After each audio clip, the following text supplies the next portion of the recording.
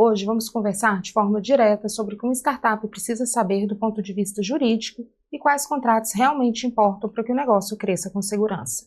Para começarmos, startups são empresas que vivem na velocidade da inovação, que dependem muito da tecnologia e que estão sempre buscando crescer rápido. Elas têm muitas particularidades quando comparadas às empresas tradicionais, principalmente porque estão em constante teste e validação de suas ideias. E aqui entra um ponto fundamental, o papel do advogado. Não se trata de esperar o problema aparecer para correr atrás, mas de estar junto como parceiro estratégico, garantindo que o caminho seja seguro desde o início. Vamos para os desafios jurídicos que uma startup enfrenta logo no começo. O primeiro passo é cuidar da estrutura societária. Mesmo que o negócio comece de forma simples, é essencial formalizar como sócios vão atuar, qual o papel de cada um e como será a entrada e saída de pessoas no time.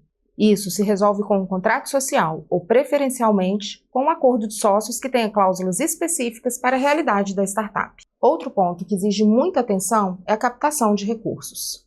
Hoje, é comum startups receberem aportes via investidor anjo, venture capital ou até mesmo das chamadas notas conversíveis, que são tipos de contratos flexíveis, pois transformam o empréstimo em participação societária no futuro. Por isso, esses contratos precisam estar bem desenhados para proteger tanto quanto quem investe, quanto quem empreende. A proteção da propriedade intelectual é outro tema que merece destaque. Uma startup precisa proteger sua marca, suas criações e especialmente o software. Além disso, deve estar em conformidade com a LGPD, a lei que regula o uso e o tratamento dos dados pessoais dos usuários, um ponto cada vez mais crucial no mundo digital.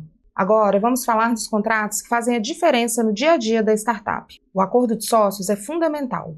É nele que definimos direitos, deveres, responsabilidades, além de um mecanismo chamado vesting, que impede que um sócio saia cedo levando tudo, pois os direitos são conquistados ao longo do tempo. Nos contratos de trabalho e prestação de serviços, o cuidado é definir a relação correta entre empresa e colaboradores, proteger informações confidenciais e garantir que os direitos sobre a tecnologia criada pertençam à startup.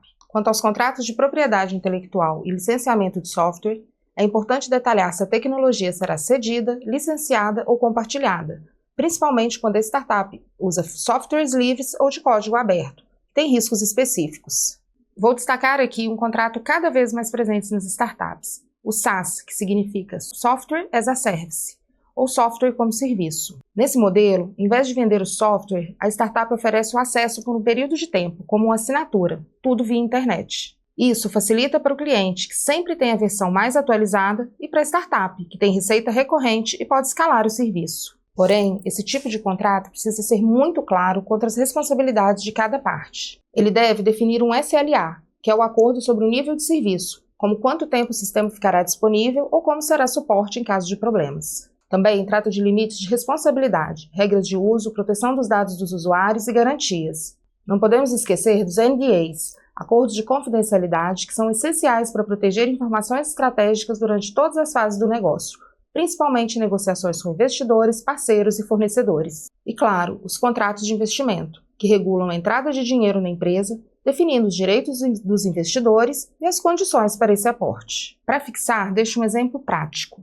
Imagine uma startup de aplicativo de delivery buscando investimento para crescer. Ela precisa de um acordo de sócios para organizar o time fundador, um MOU para alinhar a negociação inicial com o investidor, um NDA para proteger as ideias e dados sigilosos durante as conversas. Contratos claros com os desenvolvedores, garantindo que o código criado seja da startup. Um contrato de investimento que pode ser uma nota conversível, para formalizar o aporte. E ainda um contrato SaaS, se ela for oferecer seu aplicativo no modelo de software como serviço. Esse exemplo mostra como a assessoria jurídica é peça-chave para estruturar um negócio, proteger o empreendedor e criar segurança para quem investe.